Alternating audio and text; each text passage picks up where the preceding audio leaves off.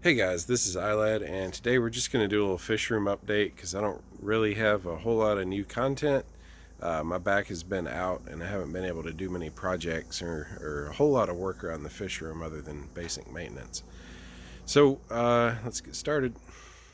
The first thing is that sadly I don't believe there are any fish left living in my pond. Don't know what happened. It's been a week and a half or 2 weeks. I think it's been like 2 weeks since I realized that there were no fish coming up to feed, and when I move the plants around I can't find any fish whatsoever. So that sucks, but it is what it is. It's the way it goes sometimes, I guess. I know that there had been some kind of an illness in the pond, and I don't know exactly what it is. Like I had a few fish deaths, and then I pulled some fish out and put them in a tank inside, one of which was showing symptoms of illness the day that I put him in that tank. And I don't know, it's just been a series of like clues that things were not all well. And then ultimately I just end up with a pond where I don't see any fish swimming anywhere in it. I am keeping it running for the plants. The Salvini is not looking great. It's being outcompeted too much by the water lettuce, which is really taken off, and the water hyacinth, which is kind of hit or miss. But there's still there's still a good bit of the frog bit that's doing pretty well. So yeah, I don't know. As far as the pond goes, I'm afraid it's going to be a total loss. But there is some good news in all this. And the good news is that in my 55-gallon tank, I was able to save a number of the fish from the pond. So I got these moved in 2 weeks ago. Yeah, I don't know. I'll have to check the dates. All the days have kind of been running together with this. It might have been 3 weeks ago I got some moved in. But I originally moved in one female just to make sure that whatever made my snails sick was not going to affect the guppies, and she did just fine. So then I moved in 5 more. I moved in 2 males and 3 females that day. One of the females was showing signs of illness the same day that I moved them in. Basically, she was just kind of drifting down to the bottom and just sitting on the bottom all the time, or on top of the sponge filter. She was swimming a little bit, and she was upright, like she wasn't tilting over like swim bladder disease or anything like that. But most of the time she just preferred to rest on the bottom. And so I was kind of concerned about that, and I moved her to a quarantine tank. The snails are fine. They just keep getting bigger. This snail is the one that I still think is probably not going to have a very long life, but it's been doing better lately. Anyway, so yeah, but all the other fish were fine up until a couple of days ago. I noticed a male like really fin clamping. His caudal fin, he was just clamping up pretty tight. Not this guy, his little buddy. The females all basically look like this one right here. Focus. There we go. Small but pregnant, like extremely pregnant. They won't sit still. Anyway, I'll stop chasing them. It's probably making y'all seasick, but so I'm hoping for fry in the tank. I check it every day, like really carefully looking for fry. I've got a whole ton of ramshorn snails. I have some bladder snails going on.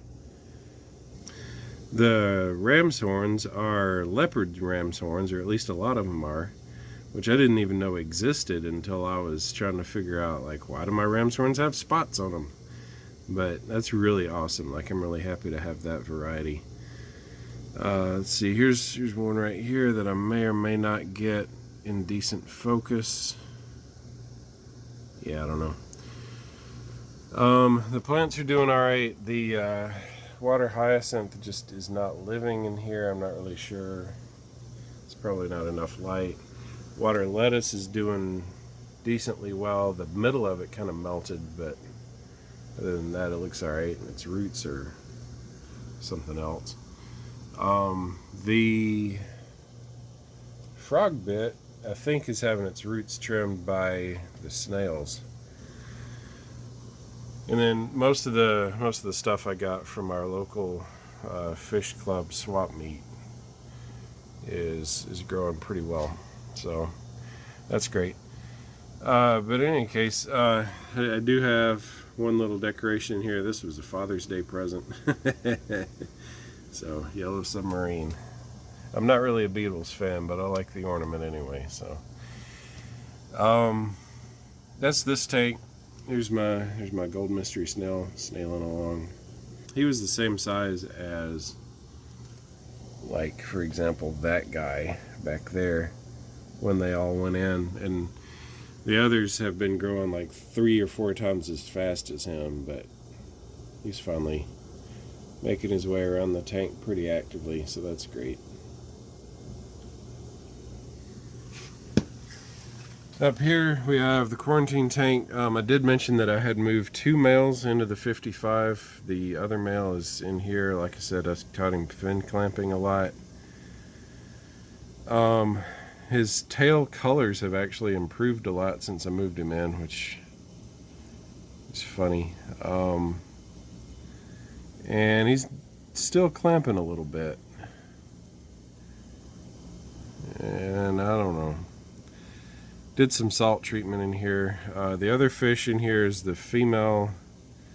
You can see she's looking real thin. She's been doing a lot of that flashing up on the surface of the water. I don't know. These guys are going to be in here for a while, I think. Just me watching and seeing, like, are they going to live? Are they going to die? What's going on? The salt treatment killed off some of my bladder snails that are in here, but just for the record, bladder snails can tolerate salt pretty well, so it's alright. Let's see, you saw this tank in a recent video. I still haven't finished scraping it out. It's really hard to do, and you know, with my back being troublesome lately, I didn't want to aggravate stuff. It's a mess in there. I did go ahead and get this tank mostly filled up. It's not all the way full. I caught some water behind it and was curious about the possibility of a leak. So I stopped filling and put that there to mark the water level. I don't think it's leaking though. I think I just spilled some. This is just going to be a plant nursery. I do have one of my DIY light fixtures up above it. There's another Fish Club swap meet coming up, and I'm hoping to get some stem plants there. The substrate is actually a dirted substrate. I had this tank years ago as a Gamaris shrimp colony. I was growing scuds, and I dirted it for some reason, and then never really planted very much at all in here. Like I just had like one tiger lotus growing. So that dirt is not depleted, no way, no how. So I didn't even bother messing with the substrate. I just filled it up again, and I'm going to plant right into it as is. Like it's been dry but undisturbed all this time. So little things there, that's mosquito bits. Since there's no fish in there, I don't want mosquito larvae breeding in there. And that's pretty much the progress that I've made on the fish room. Like, whoa, tripping over junk here. There's just really not a whole lot going on. There would be more, but I just, I can't do a ton of work without ending up on a heating pad, and then I can't do necessary household stuff, so I've been really careful with that. There is one last thing.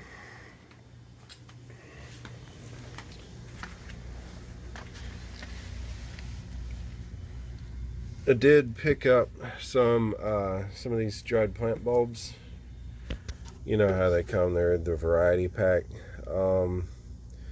The one that's floating on the surface there, that's a crinium, and I think I see just the tiniest hint of a sprout coming out of the top of it.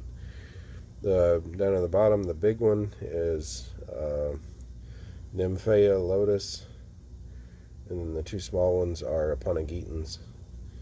They've been in here for 2 or 3 days and not a lot going on. I never put these straight into a tank as is. Like, I always wait and see if they're gonna sprout, because if they're dead, then I don't want to poison my fish, right? So, but I think the crinium onion is gonna sprout. It'll go in that plant nursery that I just set up, or I may do a little cup of substrate with a little dirt in the bottom, and just stick the cup in my guppy tank. I don't know, the 55. Probably the same with the others if they sprout. So fingers crossed on that.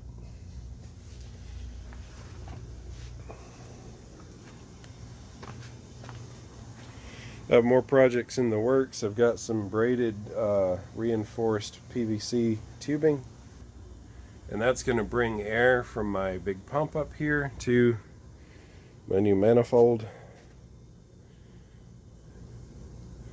So this takes 3/8 inch tubing, which is the braided PVC, and outputs it to, was that a dozen 3/16 inch outputs, which is standard airline tubing diameter. And each one's got its own little valve. This is the cheap version of the DIY that a lot of fish rooms use, like you see Aquarium Co-op doing. Which they have a great design and they offer great materials for it, but this actually ends up being a lot cheaper if you don't have a ton of tanks, which 12 valves should do me for a long time. So that's how I'm going with that, and I'll get right on with that as soon as my back is going to cooperate with me being up on a step stool, reaching and twisting and bending, which may not happen for a little while.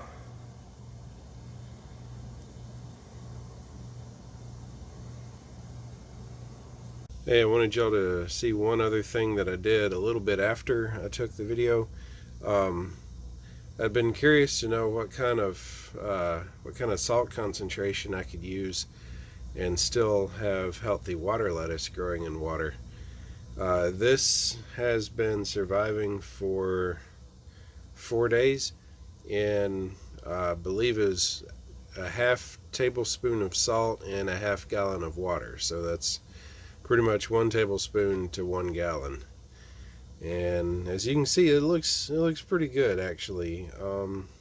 There's a couple of leaves that are a little yellow. That might be because they're kind of shaded the way that it's sitting relative to the light source. But I'm pretty surprised actually that a water lettuce can live through that salt concentration. So that's good to know. If you're looking for plants that can tolerate a little bit of brackish water, or that can be put in a hospital tank, this might be a good option. Well, it's been a few days longer than I intended before I got this video out, so here's a little look at those bulbs. They sprouted.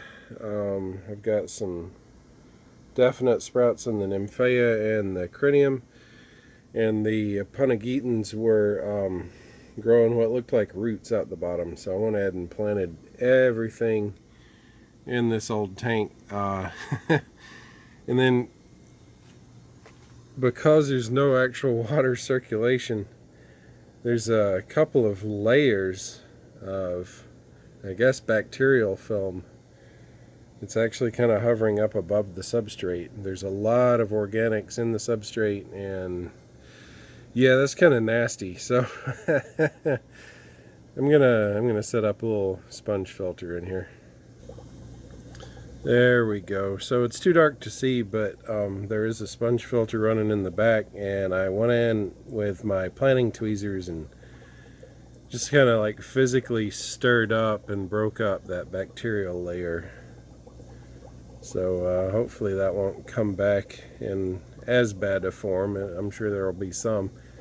In a few days, I'm hoping to go to a swap meet and pick up some more stem plants that I can plant in here, and that'll improve things as well. So, yeah. Anyway, thank you guys so much for watching. If you have not already subscribed, I encourage you to do so. I'd love to see you back for the next one. I always appreciate hearing from anybody who likes what they see or has suggestions, comments, anything. So thank you, and I hope to see you back for the next one. Y'all take care. Bye-bye.